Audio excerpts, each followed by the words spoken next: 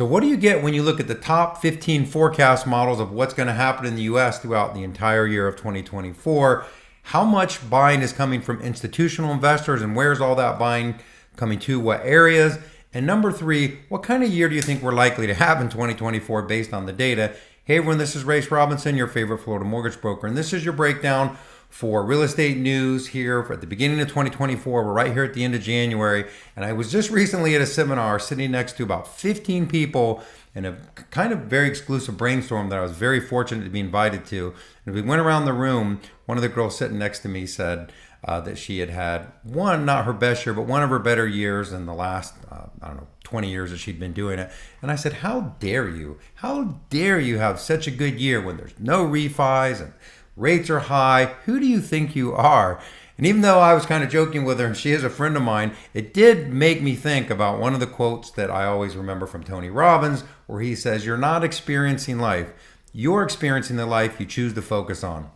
And remember, with all the data that I talk about or that's out there, data is just data. And what you do with it can shape what you do with your business, but it definitely shouldn't shape your attitude or what you're doing. Because one thing I know for sure is there's probably a meteor out there somewhere headed towards Earth that might bring us back to the Stone Age. I don't know if that's going to happen and when it's going to happen, but I do know it's better that I just pretend that it's never going to happen and live my life like there's no meteor coming. And so that's what I'd say about all data. This is a chance to look at what the market's doing. But as far as shaping what you do every day, your success in the market has nothing to do with data, but what you actually do on a day-to-day basis. Now, an interesting article here from Resi Club. What to expect in the U.S. home prices in 2024 is told by the top 15 different forecast models. And when you look at them here, they line them all up in this nice little chart here. And you can see at the top, 5.5%. And you have a few stragglers here saying negative 3%. It's hard to predict exactly, but some notable ones for me are Zillow, who actually is pretty good at predicting the market at 3.5%. CoreLogic at 2.5%. National Association of Realtors basically predicting 1.4%.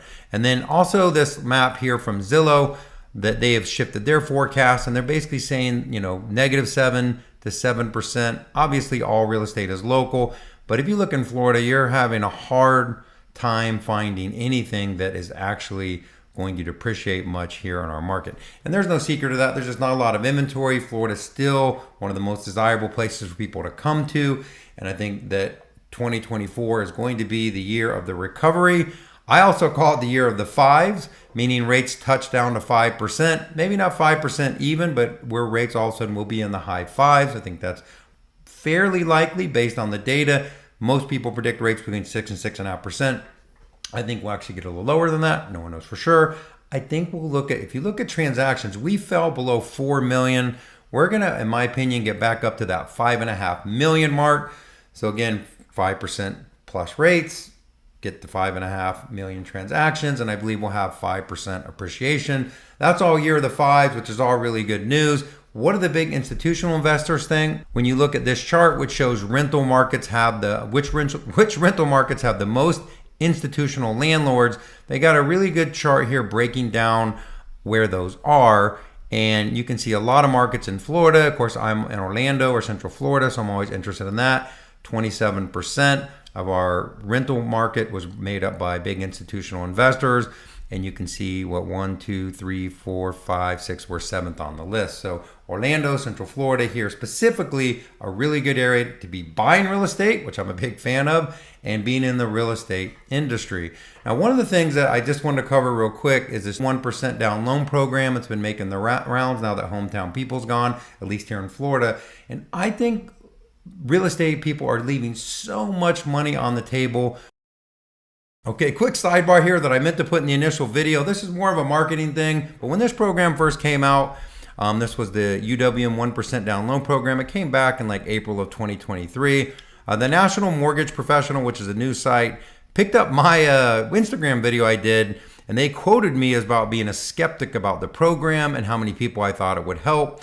And they actually linked, and where they got most of what I was saying was this Instagram video I did here covering this 1% down loan program. Why is that important? I just thought, As marketing, we do have to be careful. We're putting ourselves out there. Luckily, in all my videos, I'm very straightforward with what I say. This is a lender I do a lot of business with. And at the time, I felt the qualifications were very restrictive and hardly would be able to help anyone. I feel like that's improved some, but just thought it was interesting that it got picked up on kind of a national level in this national mortgage news. Again, I think that's where video marketing is so good. You'll never know who's watching it and what kind of impact you're making. Just remember, always, you never know who's going to see it. Anyways, back to the regular schedule program. With whatever lender they're working with, of course, I would love to earn your business if we're not working together. No lender fees, best rates. We go give your clients lots of attention, lots of communication. We do Zoom meetings with them. We make sure that when they're out there looking, they're completely confident and ready to go. But whoever you're working with, this is one of the biggest mistakes I see made. So if you look at this conventional loan program, I could go over all the parameters and things that make this program work. I could also tell you that it covers the area median income, or 80% of the area median income, which is about $68,000, which when you do the math of the average payment, depending on taxes and insurance, you're probably looking at first-time home buyers are looking houses around $250,000. They can get a 1% down conventional loan, 2% of that, technically be a 97%, 2% is a gift. That to me is a terrible way to use this program, and it actually leaves a lot of money on the table. When I used to be a real estate agent 100 years ago, this is when the MLS was actually something we printed out on paper and it was on a computer screen on DOS.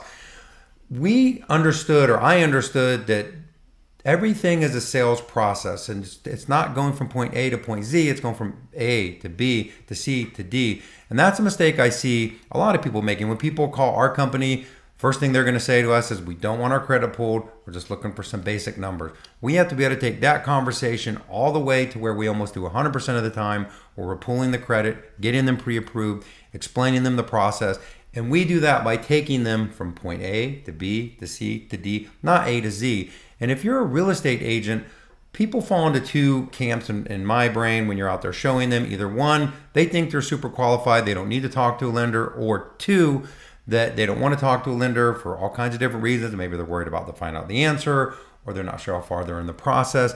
So you have to figure out a way to get them to take the next step. I guarantee you, in most of those cases, the best next step that determines how motivated they are to buy is going to be if they're willing to get pre-approved. And one way, for instance, to use this 1% program is to forget everything I said and just say, hey, I work with a local mortgage broker who not only helps you get the best deal on a mortgage, who I really trust. There's a new 1% down loan program that you could qualify for. I'd love for him to call you and give you a little more information about that and see if you think it'd be something you'd be interested in. And then you give me, whoever you're working with, their number and let us reach out to them. We want to get them to the next step. They're excited about buying a home. Why they're excited to get pre-approved and take that next step. Giving them a reason to call is good, talking about a particular program like Hometown People when I was out, but actually trying to explain those things to them is a big mistake in my opinion. Ultimately, it's about getting them to take the next step. So if you have any questions on sales process, we're very good at that. In fact, I think one of the strongest parts of our business is the systematic way that we pre-approve people, how we handle them when they go to contract, and then taking them all the way through the process to closing. If you're looking for no hassle closings, someone that's straight, good communication right up front, someone you can get hold of on weekends and when you need them, reach out to me. I'd love to help. This is Rayce Robinson, your favorite Florida mortgage broker. Have a great day, great week, and I'll talk to you soon. Bye-bye.